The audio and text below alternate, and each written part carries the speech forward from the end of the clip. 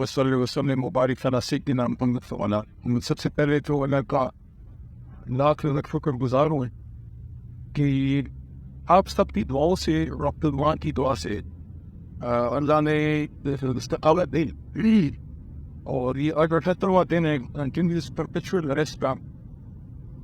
میں اس بات پہ ہو سکتے جس میں چیئرمین عمران خان صاحب کے ساتھ میں شامل ہوا تھا. اللہ نے نصیب صابر فضل رکھا، اس طرح اللہ نے دعا بھی بتائی قرآن میں کیا بنا سے ہماری ناستب اور سب پہ اپنا بنا میرا میسج محبت کا ہے. عمران خان صاحب میرے لیڈر ہیں اور رہیں گے اور انشاءاللہ وزیر اعظم بنیں گے تمہارا، اور پاکستان طریقے حساب کی انشاءاللہ حکومت آئے گی.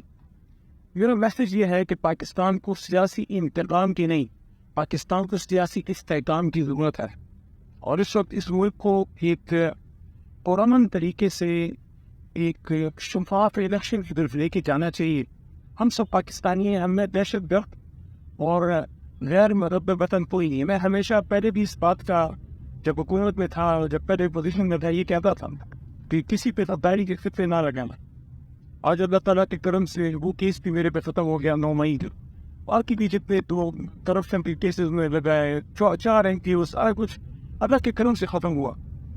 میں یہ بھی کہنا چاہتا ہوں کہ 9 مئی کو جو کچھ ہوا، جن لوگوں نے نقصان کیا، ہماری پارٹی کی پالیسی نہیں ہے. ہماری پارٹی ایجوکیٹڈ لوگوں کی جماعت ہے اور ہمارا پرامن طریق ہے. ہماری جس نے غلط کیا ہے اس کو سزا ضرور ملنی چاہیے. جیسے میں نے فیس کیا ہے، میرے پہ غلط الزام لگایا 9 مئی کا اور اللہ کے کرم سے میرا کیس ڈسمس ہو گیا، ڈسچارج ہو گیا.